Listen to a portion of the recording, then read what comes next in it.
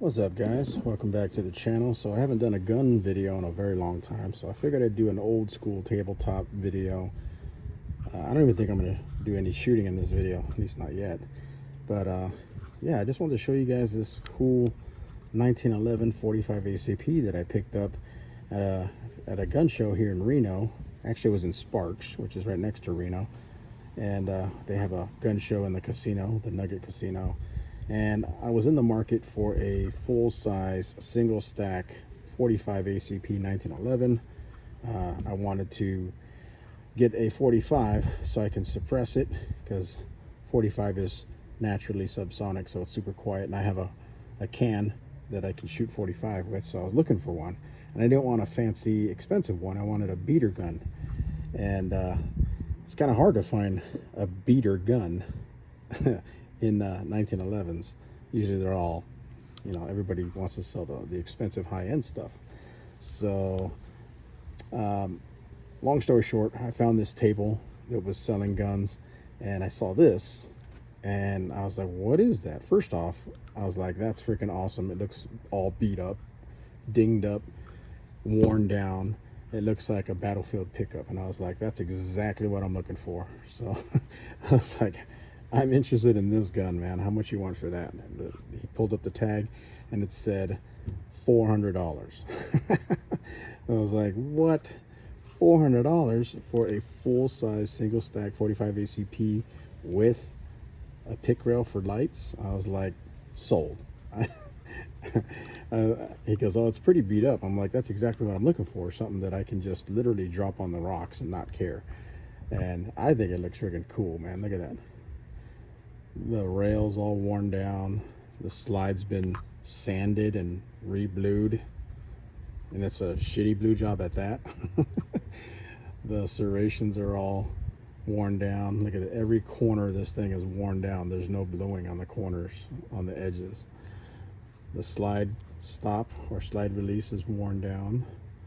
The selector lever, or the safety lever, is worn down. Look at that, it's all worn. Look at that. The beaver tail grip safety is really worn down, man. I love it. Absolutely love it. Look at that. There's the ambidextrous side of that safety. The hammer's all, actually I think the hammer's actually not even blued at all, but it's got a skeletonized hammer. Beaver tail's all beat up, which is really cool. Got that memory bump. It's got a flared magwell, which I thought was cool. I was like, holy crap, somebody added a flared magwell in here, and it's all worn down too. It's got serrations front and rear, or I guess that would be checkering front and rear. It's got a skeletonized trigger, kind of, with the holes. It's empty, by the way.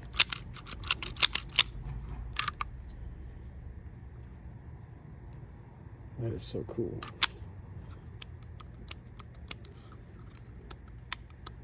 Ambidextrous. And it has a pick rail. I can put a light on here. This is a Streamlight TLR1 HL. Look at that. Tighten that down a little bit. I think that can go back a little bit more. Let's see. Yeah, there we go. You can put it back on that last lug. Tighten it down, finger tight. There you go. Look at that. That's actually really cool, man. Nice little home defense gun. That's cool. It's got serrations front and rear. It's got steel sights. These are 3-dot sights with a Novak style low profile. I'm going to get some suppressor height sights with tritium night sights, most likely, because I'm going to put a suppressor on here. It's got a full length guide rod, which is pretty cool. Full length.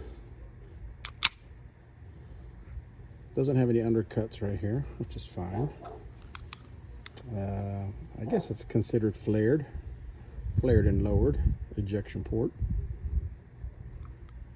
That's nice. These grips are rubberized grips. They're no name, I don't know if these are original. I doubt they're original. It's nice to rubberized so it doesn't cut your skin up when you're wearing it in your holster, touching your skin. That is cool, man. So it didn't come with any mags. I had to buy some mags. Actually, I take it back. It came with one mag. It came with this cheap mag that I've never heard of before. It says CP bullets. It's an 8-rounder stainless steel. And it's got a nice little extended pad there, so when you drop it on the ground, it doesn't dent up the stainless steel mag, which is nice. And it gives you a little bit more oomph when you insert it. That's nice. And then I went out and bought some good mags. This is a Wilson Combat. I think it was only like 20 bucks at a gun store. I think it was used too. A used Wilson Combat for 20 bucks. That's not a bad deal. It's got a little bump there too. It says Wilson Combat. And then that gun store also had, I think it's called Wiley Brothers here in Reno. They had a used Chip McCormick 10-rounder. So this is a Power 10 Plus, they call it. So 10 rounds of 45 ACP. Look at that. That's pretty cool. Yeah, it's pretty nice. And then I also, at that gun show, I found a Kydex holster. I forgot who makes this, but it's one of those you see these at all the gun shows. I forgot who makes this, but I think these guys are out of Vegas actually. But it's actually made specifically for a railed 1911, which is kind of rare. So got it canted forward a little bit, snugged close to my body. And carry this with me when I'm out riding the side-by-side out here in the desert. That's pretty cool. Of course, can't use it when I have my suppressor on here, but for now, nice little self-defense gun for 400 bucks. There you go. That's a quick look at my full-size 1911 battlefield pickup beater gun. Oh, and if you're wondering who makes this, take a wild guess. Who makes this? Is it made in the Philippines? Is it made in Turkey? Is it made in Brazil?